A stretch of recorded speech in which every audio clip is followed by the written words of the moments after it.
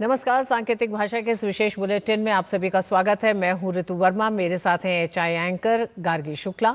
खबरों की शुरुआत करें उससे पहले नजर डालेंगे हेडलाइंस पर। पीएम मोदी पर खड़गे के आपत्तिजनक बयान पर चुनाव आयोग से मिला भाजपा का प्रतिनिधिमंडल। खड़गे के खिलाफ उपयुक्त कार्रवाई की मांग, आयोग ने कार्रवाई का दिया आश्वासन।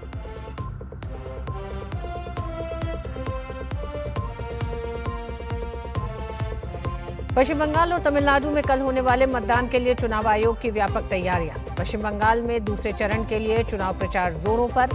अमित शाह ने कहा, घुसपैठियों को बाहर करने के लिए राज्य में बीजेपी सरकार जरूरी।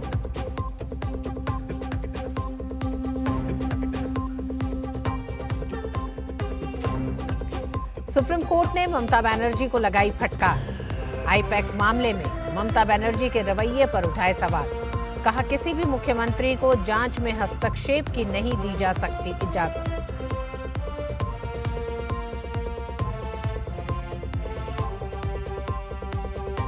पश्चिम एशिया के घटनाक्रमों पर भारत की पैनी नजर।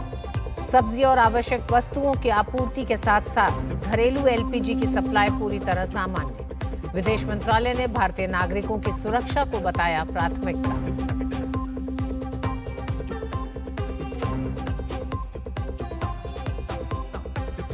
जनता दल यूनाइटेड की नए पदाधिकारियों की सूची में अनुभवी नेताओं को तरजीह। संजय झा बने रहेंगे कार्यकारी अध्यक्ष। नीतीश कुमार के बेटे निशांत को टीम में नहीं मिली जगह।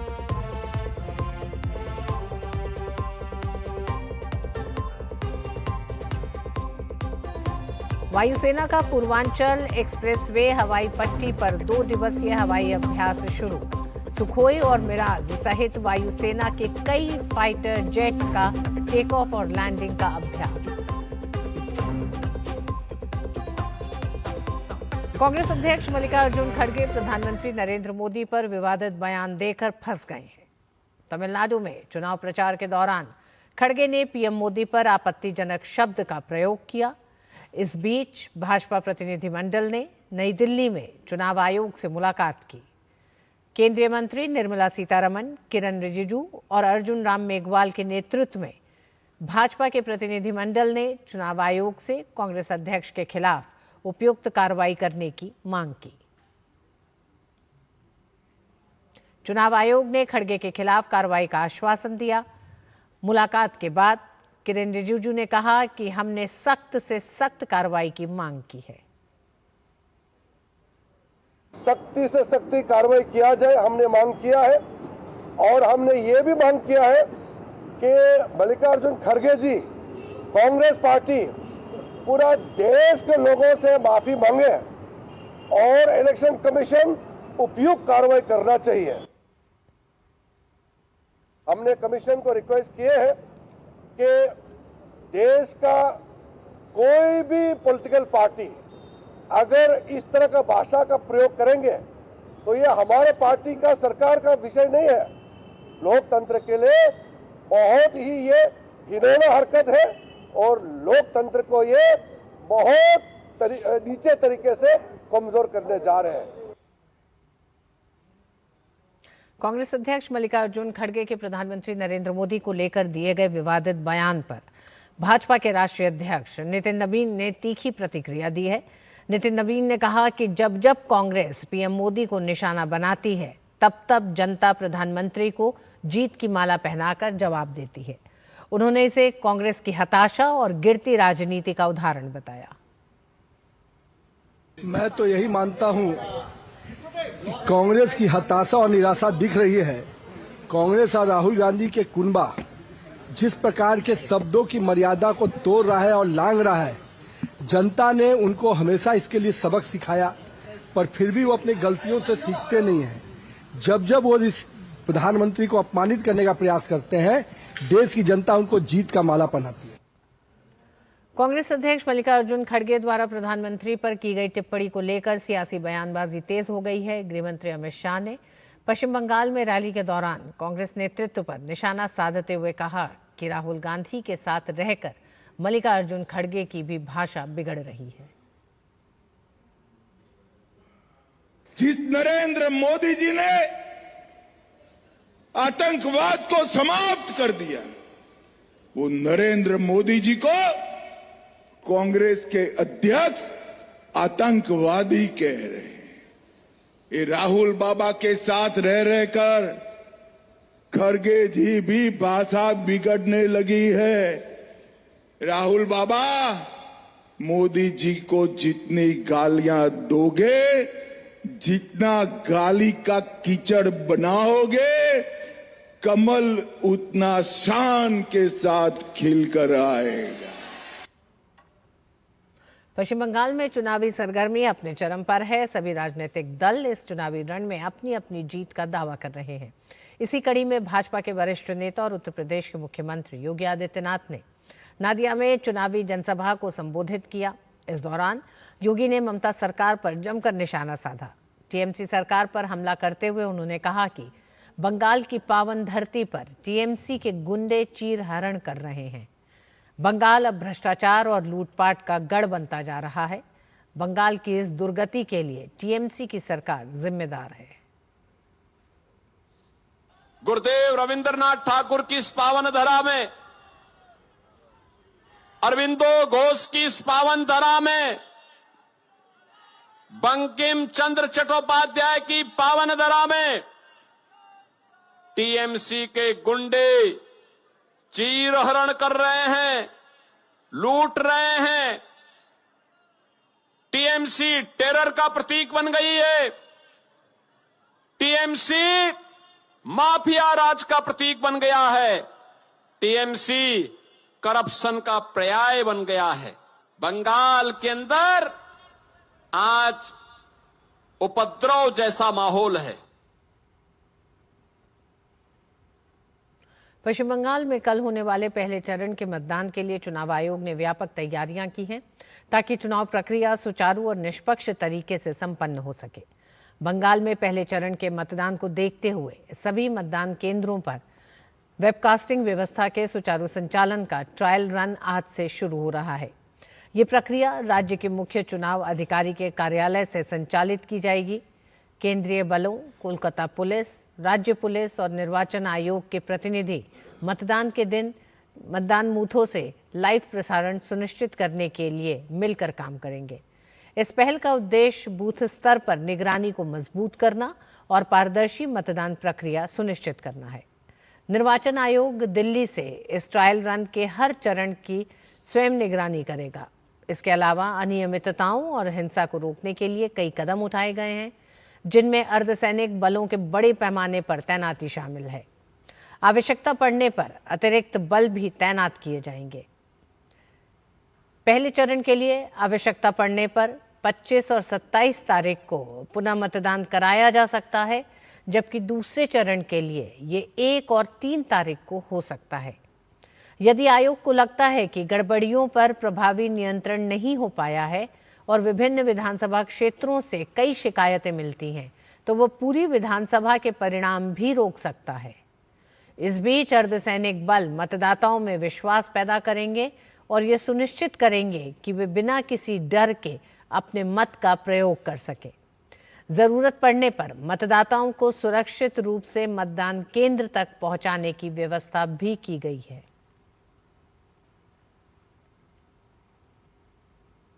पश्चिम बंगाल की 294 विधानसभा सीटों के लिए चुनावी माहौल गर्मा चुका है। चुनाव आयोग ने राज्य में दागी अपराधियों की गतिविधियों पर कड़ी निगरानी रखने के लिए सख्त कदम उठाए हैं। आयोग ने विधानसभा चुनाव के लिए एक विशेष सूची तैयार की है, जिसमें दागी अपराधियों के नाम, उनके पते और फोन नंबर शामिल है। इस सूची को पुलिस प्रशासन को सौंपा गया है ताकि इन अपराधियों पर कड़ी कार्रवाई की जा सके। आयोग ने निर्देश दिया है कि दागी अपराधियों की गतिविधियों पर कड़ी निगरानी रखी जाए ताकि वे चुनावी प्रक्रिया में हस्तक्षेप न कर सकें। इसके साथ ही आयोग ने कहा है कि अगर जरूरत पड़ी तो इन अपराधियों को हिरासत में भी लिया जा सकता है। आयोग का उद्देश्य ये है कि ये अपराधी वोटरों को डराने धमकाने की कोशिश न करें और चुनाव प्रक्रिया को प्रभावित न कर सकें।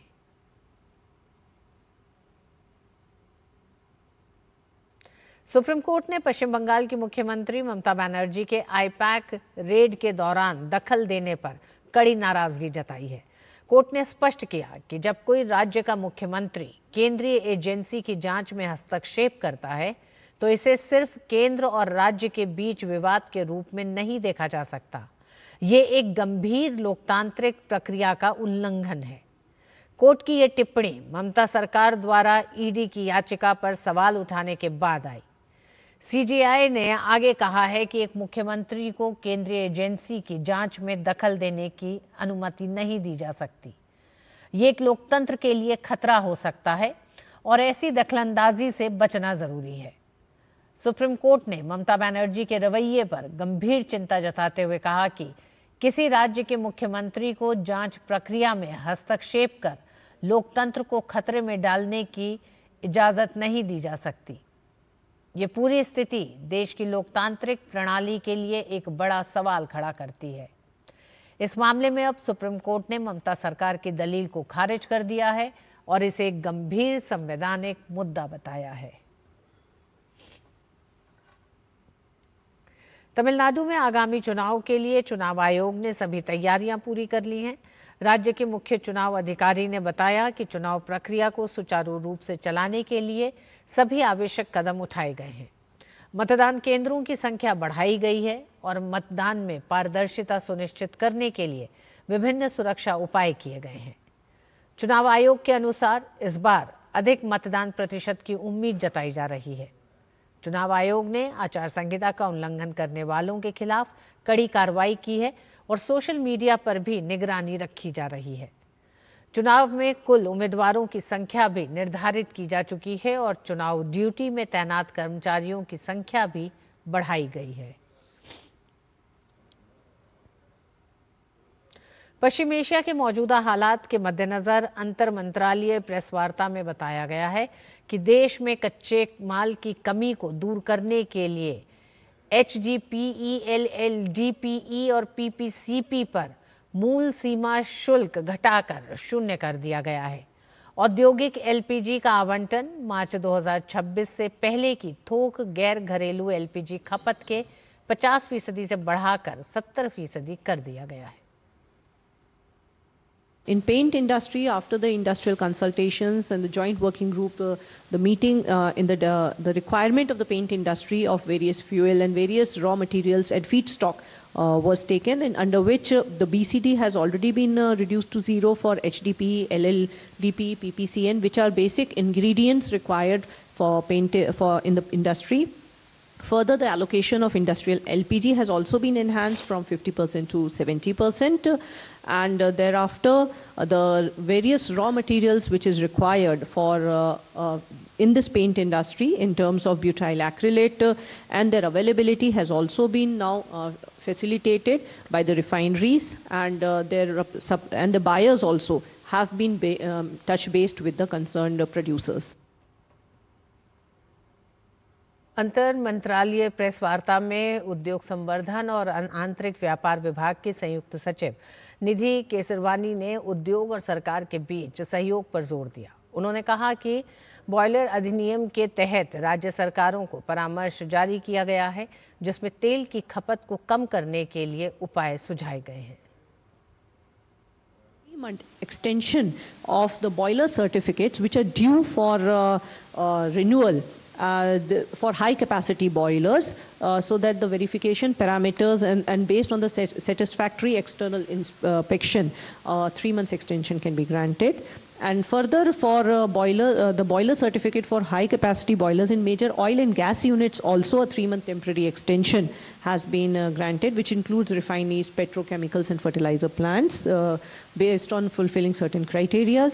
And the diversification of in fuel usage has also been promoted to encourage adoption and use of alternative fuels across the industrial sectors. वहीं सरकार ने स्पष्ट किया है कि पश्चिम एशिया संकट के बावजूद भारत में पेट्रोल, डीजल और LPG की आपूर्ति निर्बाध रूप से जारी है। पेट्रोलियम और प्राकृतिक गैस मंत्रालय के मुताबिक देश में घरेलू गैस सप्लाई में कोई कठिनाई नहीं है और हमारे पास पर्याप्त मात्रा में घरेलू गैस सिलेंडर मौजूद है। डोमेस्टिक LPG की सप्लाई नॉर्मल है और किसी भी डिस्ट्रीब्यूटर पर कोई ड्राई आउट रिपोर्टेड नहीं है, लगभग 94% सिलेंडर्स की डिलीवरी ऑथेंटिकेशन कोड के द्वारा की जा रही है। कल 45 लाख के करीब बुकिंग हुई, जिसके सापेक्ष लगभग 51 लाख डोमेस्टिक एलपीजी सिलेंडर्स की डिलीवरी की गई है। कमर्शियल एलपीजी जैसा आप जानते हैं सप्लाई अफेक्टेड है, परंतु भारत सरकार ने इसकी सप्लाई को 70% रिस्टोर किया है। इसके चलते अप्रैल के महीने में लगभग 1,31,000 टन, जो कि लगभग 69 लाख 19 किलो के सिलेंडर्स के बराबर है, की सेल की गई है। इसके अलावा कल के एक दिन में 8,199 टन कमर्शियल एलपीजी की सेल की गई है। बंदरगाह, शिपिंग और जलमार्ग मंत्रालय ने बताया कि भारतीय पोत देश गरिमा हॉर्मुज जलडमरू मध्य को सुरक्षित पार कर गया है, जो कच्चा तेल लेकर भारत आ रहा है। इसमें 31 क्रू मेंबर्स भी शामिल हैं। No incident involving Indian flagged vessels has been reported in the last 24 hours, and our seafarers are safe in Persian Gulf region. The Indian flagged crude oil tanker, that is Desh Garima, which crossed safely on 18th of March, is likely to reach Mumbai today evening, and it is carrying 31 Indian seafarers. The shipping control the control room has handled around 7,200 calls and about 15,000 emails since its activation, and in past 24 hours 156 calls and 344 emails have been received. और bulletin में वक्त एक छोटे से break का।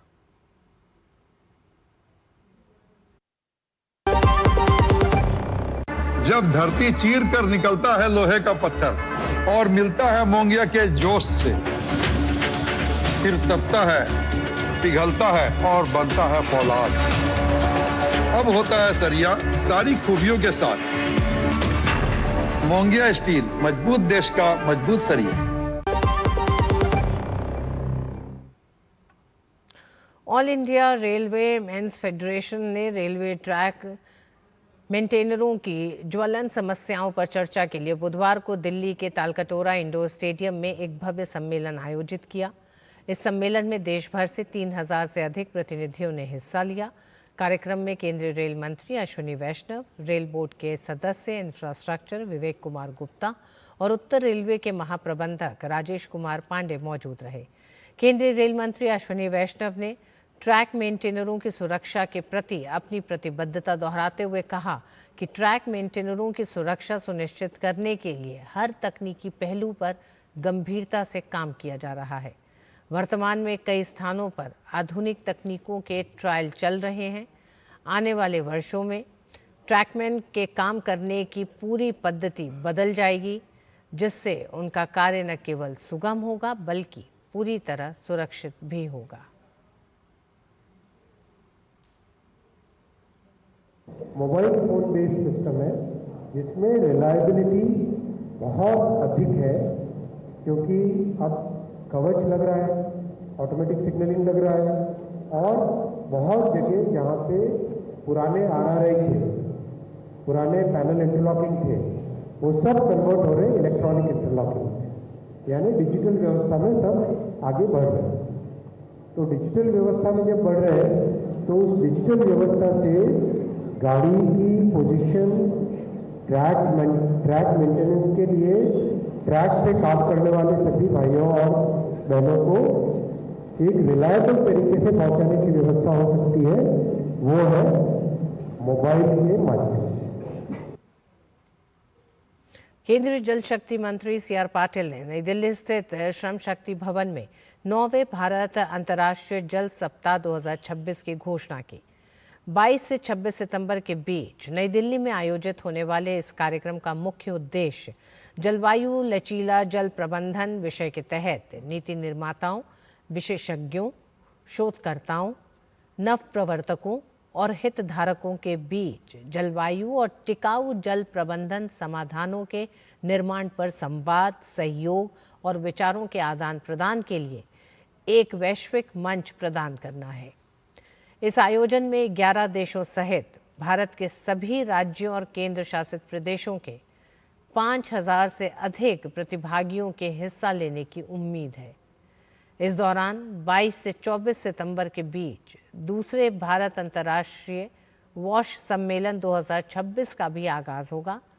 केंद्रीय मंत्री C.R. Patil ने कहा कि विश्व स्तर पर जल संकट की चुनौती से निपटने के लिए ये भारत का एक वैश्विक मंच है, जिसमें जल से जुड़े वैश्विक लीडर शामिल होंगे। कार्यक्रम में 49 सत्र आयोजित होंगे, जिसमें जल से जुड़े विभिन्न मुद्दों पर चर्चा होगी।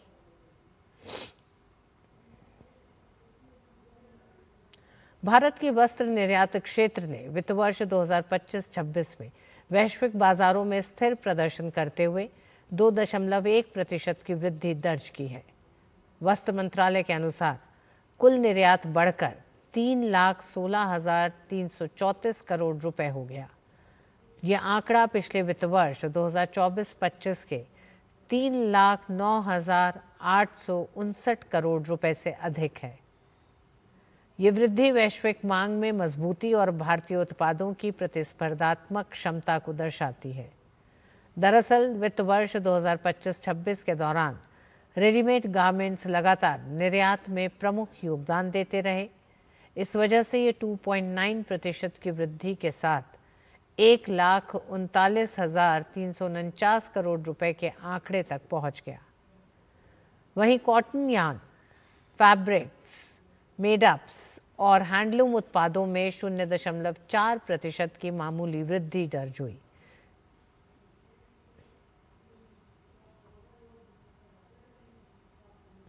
जनता दल यूनाइटेड ने अपने राष्ट्रीय पदाधिकारियों की लिस्ट जारी की है। इसमें राष्ट्रीय अध्यक्ष नीतीश कुमार और राष्ट्रीय कार्यकारी अध्यक्ष संजय झा बनाए गए हैं।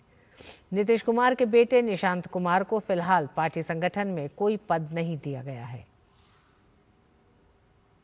दरअसल निशांत कुमार का 3 मई से बिहार की यात्रा पर निकलने का कार्यक्रम है, इसलिए माना जा रहा है कि उन्हें पार्टी अहम जिम्मेदारी सौंप सकती है। सूची में कुछ अहम बदलाव किए गए हैं। पहले के 3 राष्ट्रीय उपाध्यक्ष को हटाकर पूर्व सांसद चंद्रेश्वर प्रसाद चंद्रवंशी को राष्ट्रीय उपाध्यक्ष की जिम्मेदारी दी है, जबकि राष्ट्रीय उपाध्यक्ष रहे मनीष वर्मा और श्याम रजक को महासचिव बनाया गया है। लिस्ट में राष्ट्रीय उपाध्यक्ष रहे भगवान सिंह कुशवाहा को हटाकर रमेश सिंह कुशवाहा को महासचिव बनाया गया है। ऐसा माना जा रहा है कि भगवान सिंह कुशवाहा को इस बार मंत्री बनाया जा सकता है। उत्तर प्रदेश के सुल्तानपुर में पूर्वांचल एक्सप्रेसवे पर भारतीय वायुसेना ने शौर्य और सामरिक क्षमता का शानदार प्रदर्शन किया। इस विशेष अभ्यास में वायुसेना के अत्याधुनिक फाइटर जेट्स ने एक्सप्रेसवे पर लैंडिंग और टेक ऑफ कर अपनी ऑपरेशनल तैयारी का प्रदर्शन किया। इस प्रदर्शन में C-295 ट्रांसपोर्ट विमानों के साथ ही जैगुआर और मिराज फाइटर जेट्स ने भी लैंडिंग की। ये अभ्यास आपातकालीन परिस्थितियों में हवाई पट्टी के विकल्प के रूप में एक्सप्रेसवे के इस्तेमाल की क्षमता को परखने के लिए किया गया। इस दौरान वायुसेना का पूरा ऑपरेशन क्रू भी मौके पर मौजूद रहा और सभी गतिविधियों की निगरानी करता रहा। इस तरह के अभ्यास से न सिर्फ वायुसेना की तत्परता का अंदाज़ा मिलता है, बल्कि देश की सुरक्षा व्यवस्था को भी मजबूती मिलती है। 2 दिन चलने वाले इस अभ्यास के लिए एक्सप्रेसवे पर ही कमांड सेंटर भी बनाया गया है। युद्धाभ्यास के लिए 1 मई तक एक्सप्रेसवे को डाइवर्ट भी किया गया है।